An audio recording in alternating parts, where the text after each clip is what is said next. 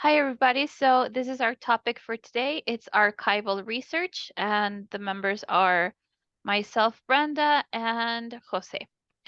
So let's get started with this kind of data recollection. So what is the document analysis or the content analysis for this topic? So basically, it's defined as a systematic procedure in which documents or other forms of writing are analyzed to acquire a deeper understanding, which means you don't have to do surveys or anything like that. You just use existing material. And the types of archival data are as follows. So one of them is that numerical data sets, which means that these are recollected by somebody else. And the whole purpose of this is to determine trends and patterns in a certain population. Also, another secondary type of archival data is by records, images, and artifacts. And the objective of this, or their main interest, is in exploring more and having a better description and explanation for the patterns that or information obtained. And also, some of the sources can be either direct, which means in its original form, as could be an original birth certificate or something belonging to the original owners. Or it could also be as an indirect source, which means that it's from someone's collection. So it's not theirs, but they have it. Okay, and so what are the advantages of archival data? So one of them is that it's an efficient method. It's availability. So it's there for you. You can go and search for whatever it is that you need. Cost effectiveness.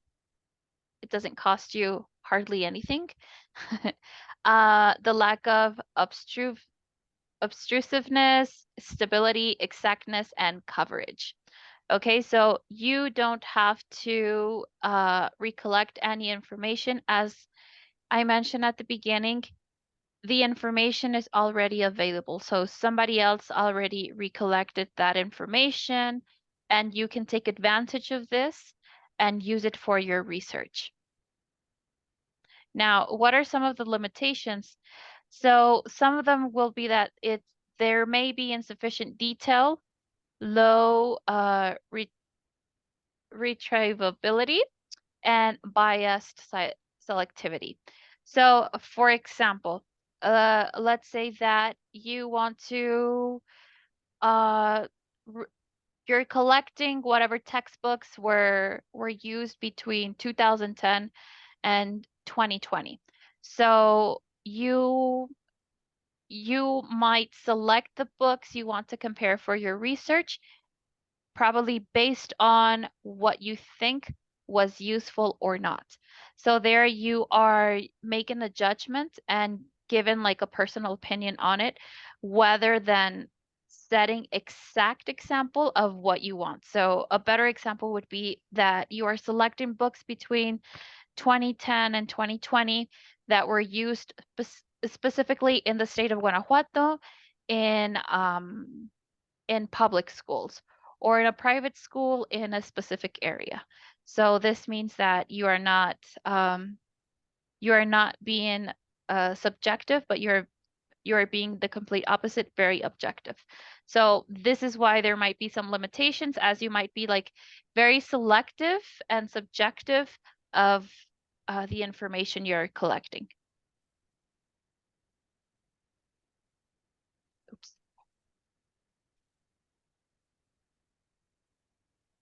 So, some of the example texts that can this method of typing information are as follows: advertisements, agendas, attendance registers, minutes of meetings, manuals, background papers, books and brochures, diaries and journals, event programs, letters, memoranda, and can you just the next one? Maps and charts, newspapers, press releases, program proposals, application forms, summaries, radio, television program scripts, or- organizational or institutional reports, survey data, and various public records. As you guys can see, you can basically use anything for this type of research. Well, for this type of data collection, but it's mainly for like written text. You can say like actual text, not really verbal. Like you have to have like a script or something that you can work off of. And as you guys can see, it varies a lot from what type of text you use.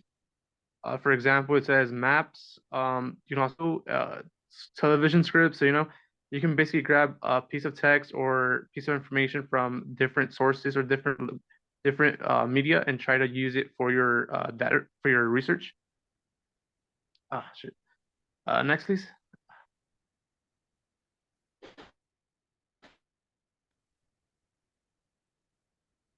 And the conclusion.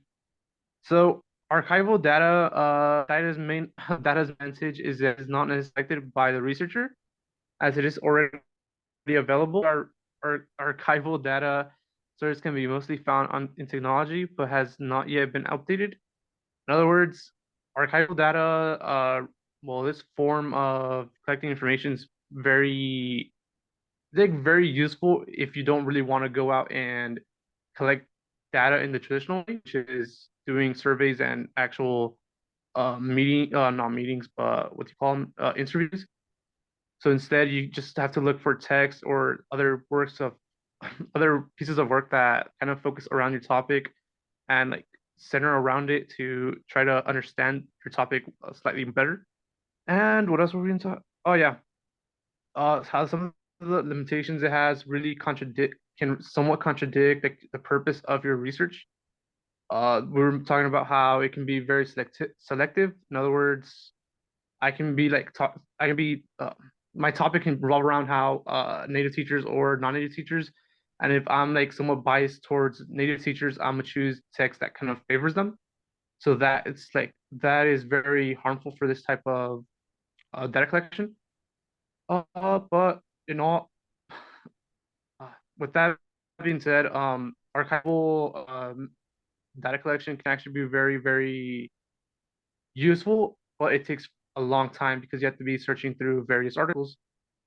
And yep, that should be pretty much it. If you want to choose archival data, you have to be you have to have a lot of time on your hands to really look through them. And Yes. yep,